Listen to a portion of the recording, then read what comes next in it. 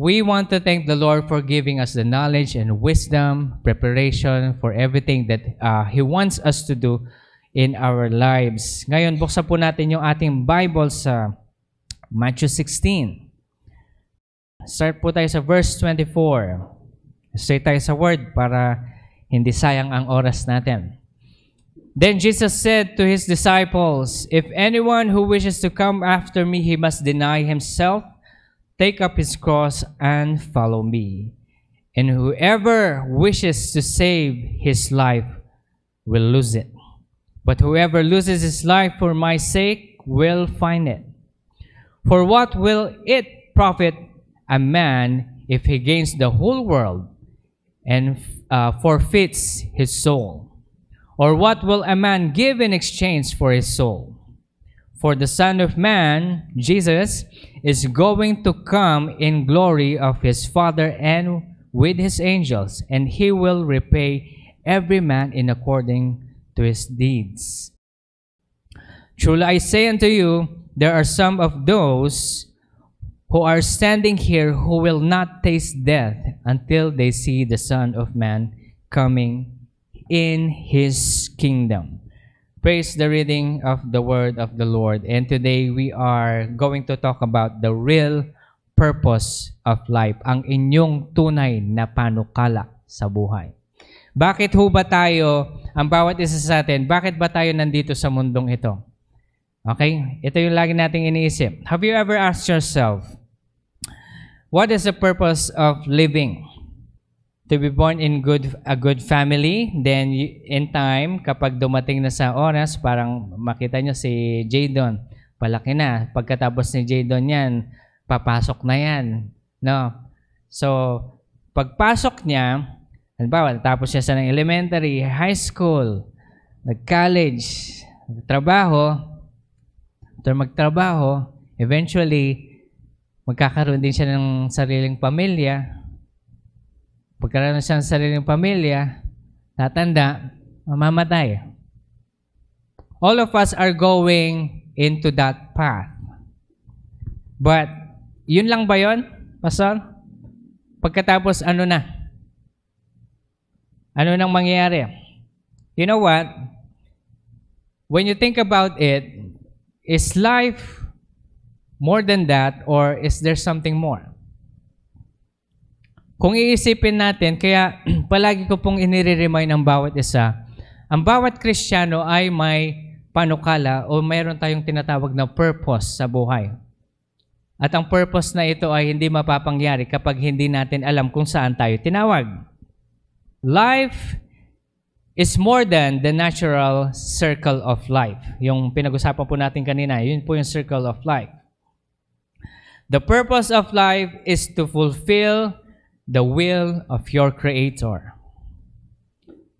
We are all here to be tested for the real life, which is to live with God in eternity in heaven. Ang pinaka-purpose natin dito sa buhay is not just to exist. Diba? Just think about this. Kung gano'n na lang yung buhay, then ano pong saysayat na buhay tayo? Pastor, ganun talaga yung buhay. We live, we were born, tatanda tayo, at mamamatay din tayo, and that's it. Yun lang yun? You know what? We are created in the image of God. There is more to it than living in a normal life. Speaking, sidetrack tayo ng konti, no? Because the Lord wanted me to share this. Speaking of image of God, there is actually a scientific experiment na nangyari nung panahon ng mga 1980s. Merong isang babae, saka yung scientist, chinek niya yung dugo ng isang Kristiyano. Okay?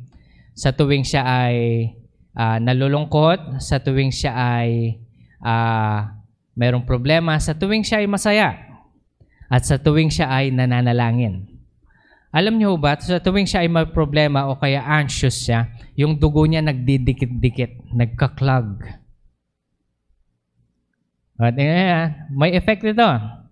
Kaya kapag nagiging anxious tayo, doon tayo nagkakasakit. Ano yung anxious, Pastor? Yung parang balisa ka sa mga nangyayari. Hindi mo alam yung gagawin mo dahil sa problema. Okay, balisa. Ngayon, pag masaya siya, yung mga dugo niya, nagkakahiwa-hiwala yung mga cells. Ibig sabihin, nagfo-flow sila ng maayos. Okay? Masaya eh. Kaya nga sabi ni Lord, rejoice in the Lord, and again, I say, rejoice. That's why the Lord is telling us to stay happy in whatever circumstances in life. Amen? Ngayon, tinest nila yung dugo niya habang siya ay nananalangin.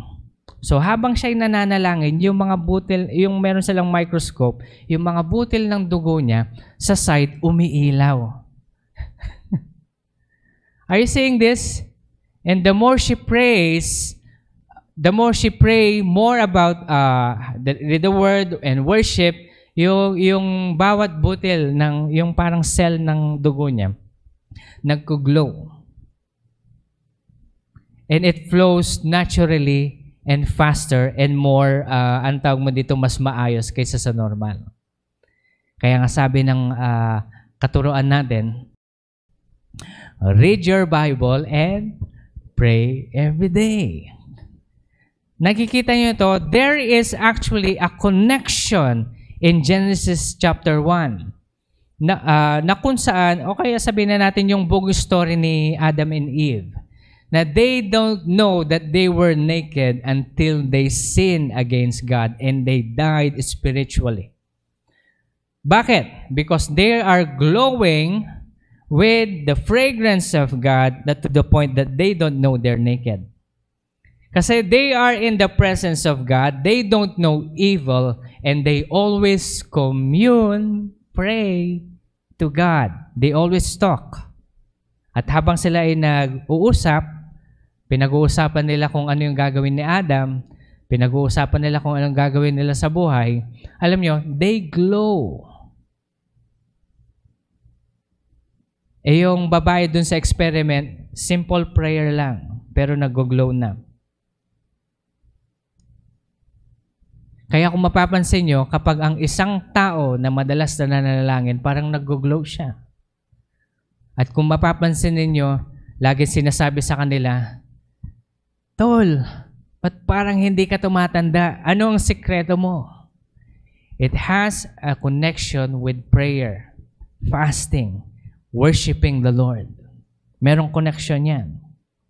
That's why this is the thing, people of God. Life is more than the natural circle of life. To be born, to work, have a family, get old, and die. There is more to it than that. And for us, we need to understand in life, there are only two paths. Meron lang dalawang daan na pwedeng nating tahakin sa buhay. Ang dalawang daan na ito ay daan patungo sa Diyos at daan patungo sa mundo. Dalawa lang yon. Pastor, hindi pa pwedeng gumitna, walang gitna. Okay? Walang gitna. Huwag kayong maniniwala na may gitna. Oras na ikaw ay lumabas sa kalooban ng Panginoon, ibig sabihin mas pinipili mo yung kalooban ng mundo para sa iyo. Kalooban ni Satanas, kung sa baga, that is the real short term for that. And I want you to know, the plan of the devil for each one of us is to steal, kill, and destroy. Nothing more. Okay? Wala na siyang ibang plano. Steal, kill, and destroy. Yun ang plano niya sa iyo at sa akin. Pastor, ang gagawin ko na lang, magpapakamundo ko at gagawin ko na lang na, sabi ng iba, gagawin ko na lang yung mga makamundong bagay para tropa kami ni Satan. No. Alam niyo kung bakit? Each time Satan sees your face, he sees the image of God. Because we are created in the image and likeness of God. Sa tuwing nakikita ka niya, naiinis siya. Ito yung mukha ng Diyos ko dati. Amen? Kaya wag kayong yung mga mapaniste dyan, mapanlait. Wag kayong manlalait. Wag kayong masari sa mga panlalait kasi hindi maganda yan. All people are created in the image of God. Hindi man tayo magkakamuka. Pero there is something within us, our spirit, and it is actually in accordance to the likeness of the Lord. We must understand that. Two paths. Meron lang dalawang daan. There are only two paths. It's either you are of God or you are of the world. If you are of God, then live closely to God. Amen? And we can only be close to God through Jesus Christ. Amen? We need to understand that. If you are of the world, then live far away from God, indulging in your own sinful nature. When we are out of God, doon nauusbong yung ating sinful nature. Ibig sabihin, sinful nature yung mga natural nating pag-uugali. Lagi ko po kayong tinatanong, ang bawat isa sa atin dito, kasali ako, no? Meron tayong ugali na ayaw natin sa ating sarili. Di ba? Meron tayo na, ayaw kong gawin yun pero nagagawa ko minsan. Hindi ko maalis. Parang ganun. We have those kinds of natural, ang tawag mo dito, pag-uugali na hindi natin maalis. Pero as we continue to seek the Lord, we are actually dying to ourselves at inaalis natin yung pag-uugaling itong dahan-dahan. Hindi naman abrupt yan eh. Hindi naman magically, boom, wala na. Lahat tayo may issue. Amen? Lahat ng may issue, magsabi ng, okay, talo lang may issue. Lahat ng may issue, magsabi ng, oo, may issue tayo. Oo, huwag natin sabihin na wala akong issue, pastor. No. Lahat tayo meron. Kasi kapag wala kang issue, kukunin ka na ni Lord, pwede ka nang umuwi. hindi po ako nagbibiro. Kaya kung mababansin ninyo, bakit ang bait-bait ng taong nito, siya pa yung namatay? Hindi na lang yung asawa niyang sama ng ugali. Diba? Diba? Alam ko, nasabi niyo yan one time sa mga nakapaligid na tao sa inyo.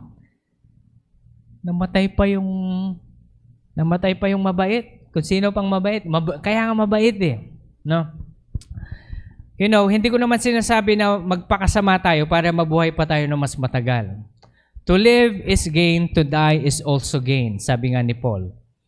Na kapag tayo nabubuhay, we could live for the Lord. Pag tayo namatay, at least we could be in our Heavenly Father. Now, look at this. The path to God will bring you to eternal communion with Him. The path to the world will bring you to eternal suffering. One thing that we need to understand that after this life, we will live in eternity. Actually po, blessing yung sa atin ngayon, blessing na nasa boundary tayo ng time. Lahat tayo mayroong 24/7. Lahat tayo may oras. Kaya nga, there is time for everything. There is time na may sakit ka, there is time na gagaling ka. Pero imagine niyo, kapag sa eternity, nagkasakit ka, you will have eternal sickness. Sa eternity, you suffer for eternity. Pag sa eternity, you choose to be with God, then you will have an eternal communion with God. Try to think about these people. The reason that's why we are here on earth is for us to be tested to the real life. And the real life is the life eternal. Saan natin i-spend ang ating eternal life? Yun yung pinag-uusapan dito. Romans chapter 6 verse 23. Think about this, people of God. For the wages of sin is death, but the gracious gift of God is eternal life in Christ Jesus. Yan. Alam niyo po ang laging madalas na sinasabi ng mga ateista. Lagi nilang kino-compare. Kasi ang parang ginawa ng Diyos, tinutukan ka ng baril sa ulo, tatanggapin mo ba ako o hindi? Ganun ba? Kasi pag hindi mo ako tinanggap, mamamatay ka. Ganun ba si Lord? No. Let me give you an example. Hindi ganun yun eh. Parang ganito yan. Kapag ikaw ay isang estudyante, meron kang dalawang choice. Mag-aral ng mabuti o magliwaliw sa buhay. Tama? Mga estudyante. Dalawang choice. It is a choice. Hindi naman alam ng nanay at tatay nyo na pumapasok kayo o hindi. It is a choice. Kapag ang pinili mo, kating, hindi ka pumapasok, anong mangyayari sa iyo? Bagsak. Pag bumagsak ka, yari ka. Hindi ka na napag-aaralin ng magulang mo. Kasi cut ng classes. O kaya sabihin natin yung iba, party. Pero pwede mo rin piliin yung isa. Mag-aral ka na mabuti. Study. Then what? You pass and pass and pass. The same thing in life, in this world, na we could choose. Sabi na nga ni Lord, winarningan na tayo eh. Ang warning ni Lord, kapag ikaw ay lumayo sa akin, eternal suffering. Where? In hell. Warning na yon. Di ba? Isang example yan. O sabihin naman natin sa trabaho. Kapag sa trabaho, meron ka rin dalawang choice. Mediocre na gawa o hindi mediocre na gawa. Maayos. Ibig sabihin mediocre yung parang so-so lang, matapos lang yung araw, okay na yan. O yung inaayos mo kahit hindi ka pinapanood. Tandaan nyo kung mabuti, ang sabi sa Biblia, promotion comes from the Lord. It doesn't come from your boss or anyone else. Promotion only comes from God. Because when He sees you deserving, He will promote you to whatever field you are in. But if you choose na maging, ayos na yan, pwede na yan. Wala, hanggang doon ka na lang. Matapos lang yung trabaho, hanggang doon ka na lang. Do not have that kind of attitude kasi yung pag-uugaling na yan, diyan ka mapupunta sa kahirapan. Dalawa lang ang choice. Pwede kang ayusin mo yung sarili mo, ayusin mo yung trabaho mo, kahit hindi ka pinapanood ng boss mo, tinitingnan o chinecheck, inaayos mo pa rin kasi nakasulat sa Biblia, tinitingnan tayo ng Panginoon. Amen? Lahat ng nagtatrabaho dyan, sige nga, magtaas tayo ng kamay. Okay, tandaan nyo mabuti. Lahat kayo ay pinapanood ng Panginoon. At kapag buong puso mong ginagawa ang iyong trabaho, pagpapalain ka niya at ipopromote ka niya. Amen? Gusto nyo bang ma-promote? O alam nyo na yung sagot. Ayusin natin yung trabaho natin. Pastor, matagal ko lang inaayos yung trabaho ko. Yung boss ko lang, lit-lit ng sweldo. Alam niyo po, kapag nagtatrabaho kayo for the sake of the sweldo, walang purpose eh. Pero if you're trying to work and you're doing it for God, kung ano man yan, mapa-secular man o mapa-ministry, part ng ministry or building ng kingdom ni Lord, ano man yan, kapag wholehearted mo ginagawa para sa Panginoon, He will bless you. And He will not withhold that kind of blessing in due time. Pero tinetest pa rin tayo ng Panginoon kung hanggang kailan yung puso mo na totoo. Kasi hindi tayo pwedeng magsipag-sipagan eh. Ang ibibigay sa inyo ni Lord, sweldo-swelduhan. Gets nyo yun? Hindi pwede. So dapat totoo yung nasa puso mo. Pastor, hindi ko kasi magawa eh. Parang hindi ko talaga magawang magsipag. Manalangin ka mabuti kung yan ba talaga ang para sa'yo. Maghanap ka ng ibang trabaho. Kasi kapag hindi mo na-enjoy yan, ibig sabihin hindi para sa'yo yan. Hindi ka dyan tinawag. Okay? May mga panahon naman na sa ibang tao naman, may mga tao na gustong-gusto nilang ginagawa yung trabaho nila kaya ini-enjoy lang nila. Kapag na-enjoy mo yung trabaho mo, parang hindi ka na rin nagtatrabaho. Tama? O, tanong ko sa mga nagtatrabaho, na-enjoy niyo ba yung trabaho niyo? O, salamat sa tatlong amen. Ano nangyari sa iba? Pastor, ayaw kasi yung trabaho ko eh. Manalangin kayo. Maybe God is calling you somewhere else. Hindi ko sinasabing mag-quit kayo kaagad. Wala kayong kakainin eh. Hindi ko sinasabing mag-quit kayo kaagad. You pray earnestly. You ask the Lord, Lord, saan ba ako pwede magtrabaho? Habang nasa trabaho kayo dun sa isa, mag-apply na kayo dun sa iba. Pero that's not unfaithfulness because you are trying to transition to another work. Amen? So, yun yan. Now, this is the path to God's will. Let us be clear here, no? Ikaklaro lang natin ito kasi alam na natin ito. Let us be clear that we all want to be in the path of God. Amen? Let us be clear that we want to be in the path of God so that we could have eternal life with Christ Jesus. Ngayon, napunta na tayo dito. Alam ko ang bawat isa sa atin, born again na. Amen po ba?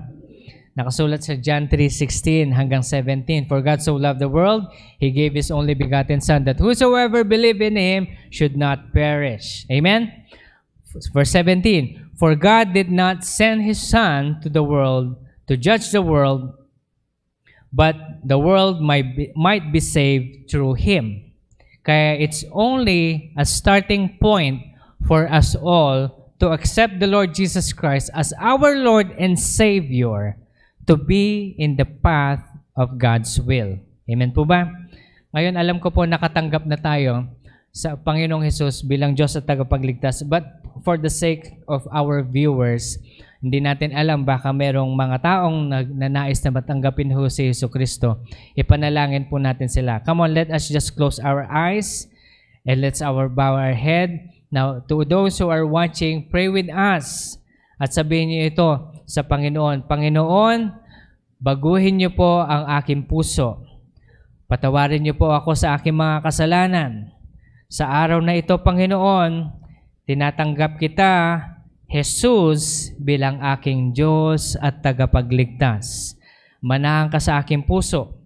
Baguhin mo po ako, Panginoon, at hayaan mo po, Ama, na ako ay mapunta sa inyong tamang daan. Sa pangalan ni Jesus. Amen and amen. And to those who have prayed that wholeheartedly, you are now going to the path of God. Now, how to go to God's path and fulfill His will. Matthew 16 verse 24, nakasulat dito, if anyone who wants to come after me, he must deny himself, take up his cross, and follow me. What does taking up your cross means? Ito yung kailangan natin maintindihan, people of God. Ano? Tayo ay mga bata lamang sa paningin ng Diyos. Parang kay Hazel at kay Jonas, ang tingin nila kay Jadon ay maliit na bata na kailangang arugain, pakainin, providean, at sa pagka-baby ni Jadon, of course, magdudumihan na mag-isa, hindi niya naman kayang linisan ng kanyang sarili. Ang gagawin ng kanyang mga parents ay lilinisan siya. Tama po ba yun? Pastor, matanda na kami. Alam na namin ang ginagawa natin. No. You need to understand this. You don't know what you want in life. God knows everything. God is our Father and He knows a lot more. Kung sa baga ganito, ang pinakakatalinuhan, matalino sa mundong ito, ang kabobohan ng Diyos. Nagigets niyo yun? Kung meron mang kabobohan ng Diyos. Alam ko medyo hindi maganda pakinggan yun, pero hindi natin pwedeng i-compare ang worldly knowledge sa Panginoon. Ibig sabihin, God knows a lot more. And try to think about this, the seraphims. It is written in the Bible that the seraphims continue to have a greater revelation from God. Na kung saan, ito yung mga seraphims kasi ito yung mga six wings angels. Yung dalawang pakpak nila cover sa eyes, yung dalawa cover sa paa, at yung dalawa, they use it for flying. At the same time, they are shouting, Holy, holy is the Lord God Almighty. whenever we shout, "Holy, holy is the Lord God Almighty," it's just like, "Lord, thank you. You are continually revealing yourself unto us." Just try to imagine this. They are living in the eternity, but yet God is continually revealing Himself to the angels with new things for eternity. Ibig sabihin, they're living in the eternity. Kaya nga alam niyo ho ba, ngayon, sa sitwasyon natin ngayon, mas matalino ang demonyo kaysa sa iyo at sa akin. Dahil they have been living for eternal life. They have been into the eternity, but right now they are in the time. Okay? They have been living in eternity. That's why they understand more about the heavenlies more than us. Kaya kayang-kaya nila tayong i-deceive sa ating mga weaknesses. Ang pino-point out ko lang po dito, na alam ng Diyos ang mas nakakabuti sa inyo. Ulitin ko, alam ng Diyos ang nakakabuti para sa inyo. I would rather be a slave of God than to be a slave of the world. Because when you are a slave of God, He directs you into the right path. Amen? But if you are slave of the world, sasabihin ng mundo, gawin mo lang kung ano yung sinasabi ng puso mo. Deception. Sounds good, di ba? Parang gawin mo nga naman. Ito yung nararamdaman mong tama. Gawin mo lang wrong. We are not to be driven emotionally. We walk by faith, not by sight. Not by emotion, not by the circumstances, not by what other people say, but we move by faith in Christ Jesus. Amen po ba? So, taking up your cross is like submitting to the Lord. Parang sinasabi natin sa Panginoon, Lord, ikaw na ang boss ng buhay ko. Nasabi niyo na ba kay Lord yun? Sabihin nga natin, Lord, ikaw ang boss ng buhay ko. 1, 2, 3, go. Ibig sabihin si Lord na ang magdadirect sa inyo. Amen po? Para maintindihan natin yan. Taking up your cross means you do and live for the purpose of God.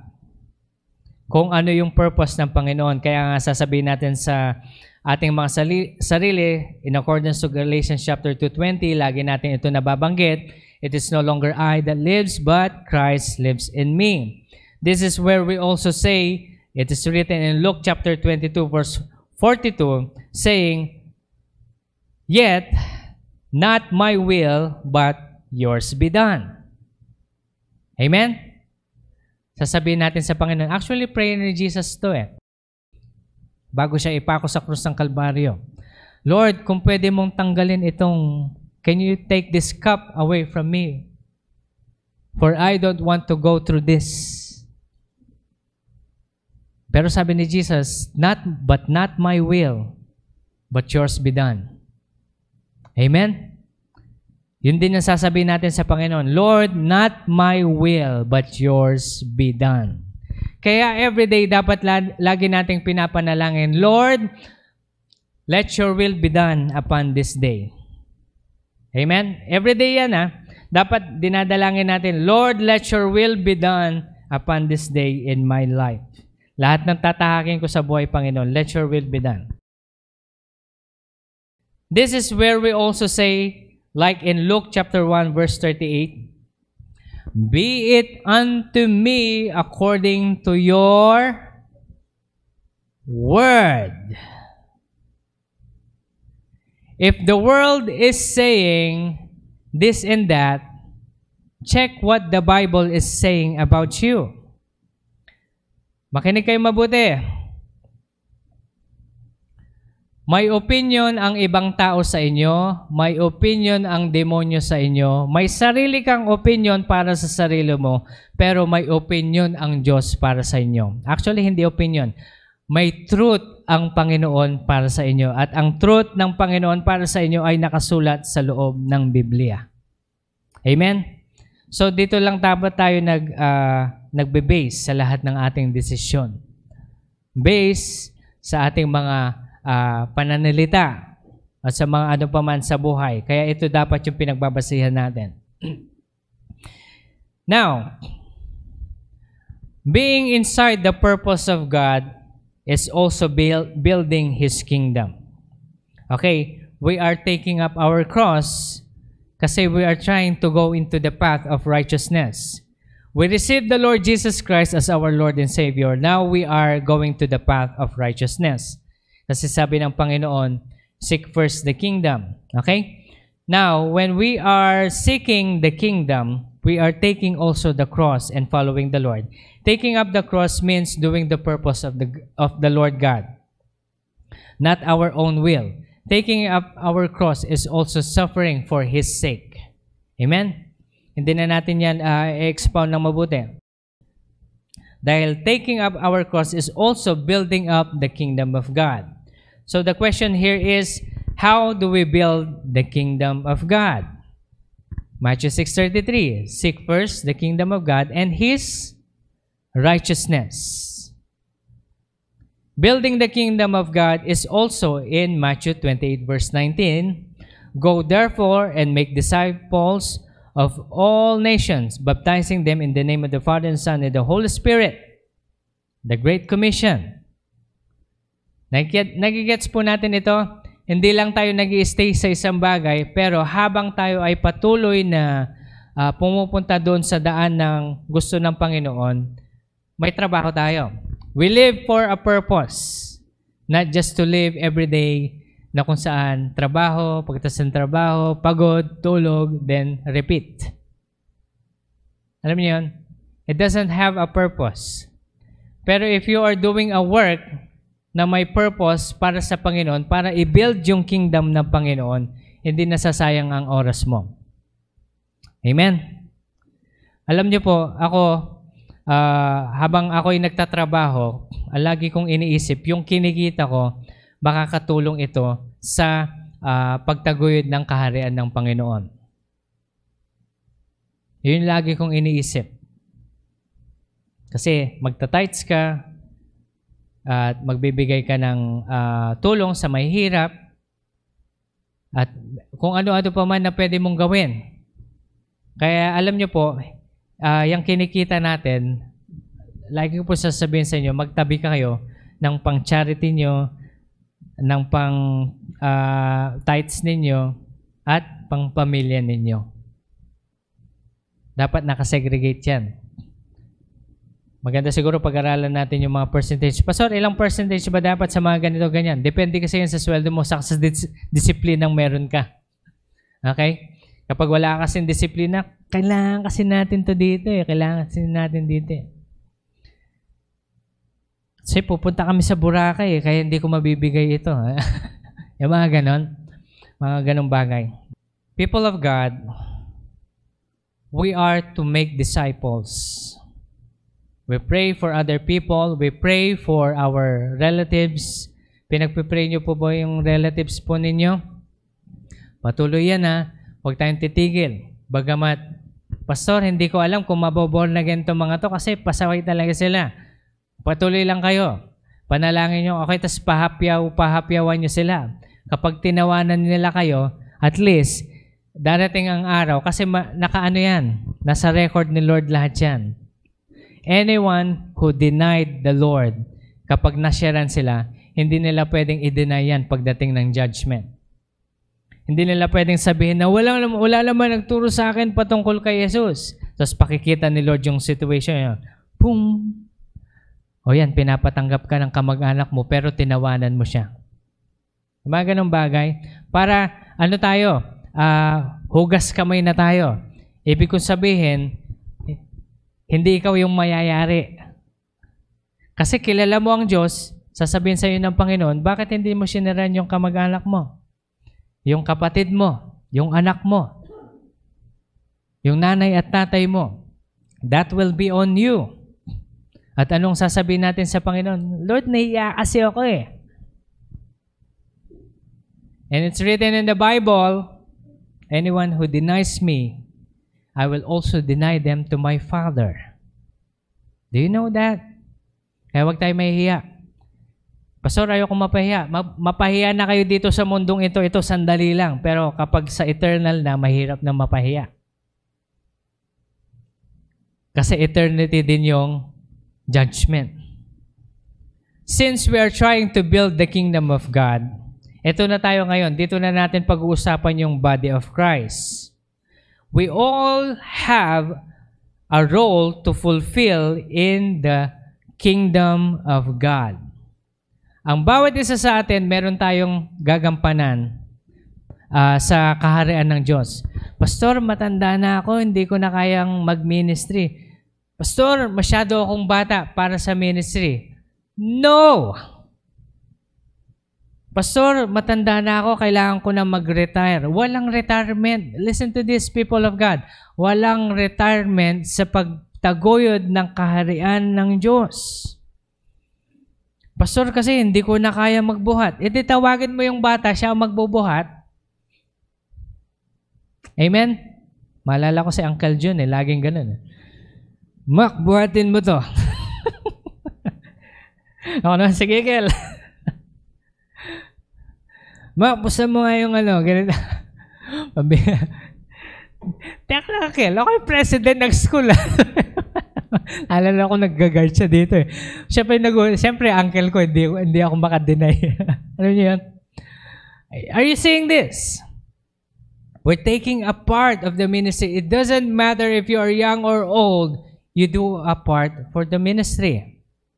Pastor, anong pwedeng gawin ng isang matanda? Marunong ho ba kayo manalangin? Mga ages, sabihin na natin, senior. Marunong ho ba kayo manalangin? Lahat ng mga senior natin, magsabi ng, ayan, di ba marunong kayo manalangin? Anong gagawin namin, Pastor? Mananalangin lang kami. Yes! Meron tayong prayer meeting tuwing Sabado ng 5:00. Mga senior, I need you there. You can pray with us. Pastor, paano naman kami mga bata? Ano yung pwede namin gawin para sa Panginoon? Be a part of the ministry. Dito na natin pag-uusapan yung fivefold ministry. Kung saan ka tinawag, sa apostleship, prophet, evangelist, pastor, or teacher. Pastor, saan ba ako tinawag? Kaya nga ini-invite ko po kayo sa Sabado so we could pray for you. Because eventually when the presence of God comes down, we could pray for you and eventually God will reveal Himself to you at ipapakita ng Panginoon kung saan ka tinawag. And you know what? Ito po yan sa ating ministry ngayon, yung mga young people natin, yung mga teachers natin, pinag-pray po natin lahat yan. Kaya nga, they are functioning in accordance to their calling. At hindi lamang yun, hindi lang yan, ito nakasulat sa Ephesians chapter 4 verse 11 regarding the fivefold ministry, but also in 1 Corinthians chapter 8 verse 12. For the one is given a word of wisdom. Lalo na sa ating mga senior, meron kayong word of wisdom na pwede kayong makapag-advise sa ating mga kapatirang nangangailangan ng advice. Amen? Lahat mo ng senior dyan, God is still calling you. God can still use you. Amen po. Yan. For the one is given a word of wisdom through the Spirit, and another one is the knowledge in accordance to the same Spirit. And another is faith at the same Spirit. You know what? Ito po yan Paano tayo nakakapag-ministry? Alam niyo po, sa tuwing nadi-discourage ako, ang lagi kong lalapitan si Pastor Jansen, si Mama Dang. Sasabihin ko sa kanila, kwentuhan nyo nga ako ng mga faith stories ninyo. Because whenever they start to testify na wala silang kinakain, na madami silang problema, kinik out sila sa church, na yun lang yung sinesweldo, then eventually, God made a way. Doon ako na-encourage You see, some of us, meron tayong tinatawag dito, faith, encouraging. that the same Spirit that you and I have, some of us are also called to encourage in our faith. Meron na ho ba nakapagsabi sa inyo, alam mo, sa tuwing kausap kita, ewan ko, sumasaya ako. Meron ganun sa inyo? Nagsabi na sa inyo na ganun? You have a spirit of encouragement. You are to minister to other people. And when you minister to other people, habang nai-encourage sila sa inyo, huwag ka lang sumaya, ay, na-encourage sa akin. Huwag ganoon. Huwag mong ititigil doon, pero patanggapin mo siya. Alam mo, kaya ako ganito kasi si Jesus. Gusto mo rin si Jesus? Pag-pray mo sila. Yung prayer of acceptance. Kasi yun ang gusto ng Panginoon sa bawat isa sa atin. Na maitaguyod natin ang kanyang kaharian. O ito pa, gift of faith, and another is a gift of healing. It is also written in the Bible that whenever there's someone who is sick, pwede natin simulan ngayon. Actually, si Sister Lorena may gift of healing yan. Saka si Leia. Si Leia din, may gift of healing yung mga yan. Sabi ng Panginoon, practicein natin. Ito pong practicein natin. Gawin na natin ngayon. O sige, lahat ng may mga sakit ngayon, itaas nyo nga yung kamay nyo, may sakit kayo, kung ano man sakit ninyo. Okay. Gawin natin to Gawin natin to. Amen. Mamaya, sabi kasi sa Bible, tawagin nyo ang mga elders ninyo at you lay your hands upon the sick sa ulo at ipanalangin sa kanila. In Jesus' name, gagaling ka. Huwag nyo na sabihin kung anong sakit nyo. Masakit yung kasukasuhan ko, masakit yung ganito. Hindi naman doktor itong mga mananalangin sa inyo. Sasabihin nila sa inyo, lamig yan. Lamig yan. Malamig kasi ngayon. Alam nyo po, ang sabi sa Biblia, lay your hands upon the sick and just pray for them. In the mighty name of Jesus, you are healed. Amen? Sasabihin ni Sister Lorena, Pastor, paano naman ako? May sakit din ako. Di si Leia, magpe-pray sa'yo. Vice versa. Alam niyo po yan, this is how we build the kingdom of God. Amen? This is a part of the body of Christ. Itong mga may healing ministry na ito, sila yung mga white blood cells ng body of Christ.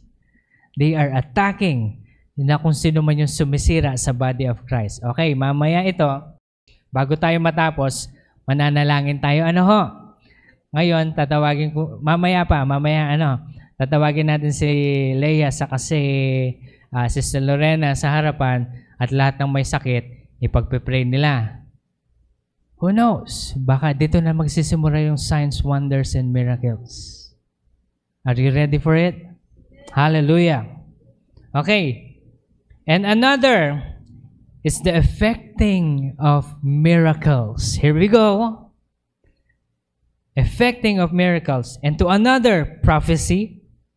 Ako meron po akong gift of prophecy. That's why when we are filled with the Holy Spirit and inside the presence of God, most of the time, God will reveal Himself to some words. Minsan individual, minsan corporate. Madalas po nangyayari yan sa ating prayer meeting, kaya mag-attend po kayo ng prayer meeting. And also to another, the distinguishable of spirit. Kasi sabi ng Panginoon, test every spirit. Not every spirit is good. Okay? Kaya huwag kayo maiinis kapag mayroong mga magulo sa daan ninyo, may mga lasinggero, may mga naghahanap ng away. Espiritu yung mga yon. I-rebuke nyo lang in Jesus' name. Yan. Alam ko, meron iba sa inyo na nakakaramdam nito. Parang may nararamdaman akong maling mangyayari. Sino yung may ganun sa inyo? Nakaranas na kayo ng, parang may mangyayari, hindi ako mapakali. If you started feeling that, you kneel down and pray. Lord, reveal to me. Ipakita mo po sa akin kung ano ito para I could pray for it. Okay, ang ginagawa natin dito is going to the path of righteousness, seeking the Lord, the path of God, building the kingdom, and whenever we pray for such moments, we are building the kingdom. Amen. Yan. And to another, various kinds of tongues, speaking in tongues, and in the same Spirit works all these things. Ang daming panawagan, ano ho? At sa pag-i-explain ko po, alam ko po, some of us have already understood this. Na lahat tayo may kanya-kanyang panawagan. Verse 12. So 1 Corinthians chapter 12, verse 12. For just as the body is one and yet has many parts, and all the parts of the body, though they are many, are one body, so also is Christ. We are all one body. We have different callings. We have different call or role in the body of Christ to fulfill. At kung gusto niyo magpatuloy sa daan patungo sa Panginoon, do your part. Amen? Gawin natin yung ating pwedeng ibahagi sa kaharian ng Diyos. Pag hindi mo alam kung saan ka tinawag, ulit-ulitin ko po, mag-attend po kayo ng prayer meeting and we will eventually pray for you at makikita po natin where God is calling you. At doon natin makikita kung ano yung dapat natin gawin sa ministry. Amen po. Now, let us go back to our verse. For whoever wants to save his life will lose it, but whoever who loses his life for my sake will find it. Ngayon, wala na tayo dito sa saving our own life because our own life belongs to Jesus. Now that our own life belongs to Jesus, we try to fulfill His ways and plans and purpose, which is being a part of the body of Christ. Yun lang yung pinakagusto ko pong ibahagi sa umagang ito. Kaya now, simulan natin. I want us to start this role as a body of Christ. Ngayon po, sige po, tatawagin ko si Sister Lorena at saka si Leia sa harapan. At lahat ng may mga sakit, pwede na po kayong pumila. Hindi po ako nagbibiro. Come on, let's all stand. Let's all stand in the presence of God. While the music team is praying. Sige po, harap po kayo sa kanila. Harap po kayo sa kanila. Hallelujah. Thank you, Jesus. Come on. Alam niyo po, minsan lang ito. Sinasabi ko sa inyo, habang nagpo-flow ang anointing, we come together. We come together.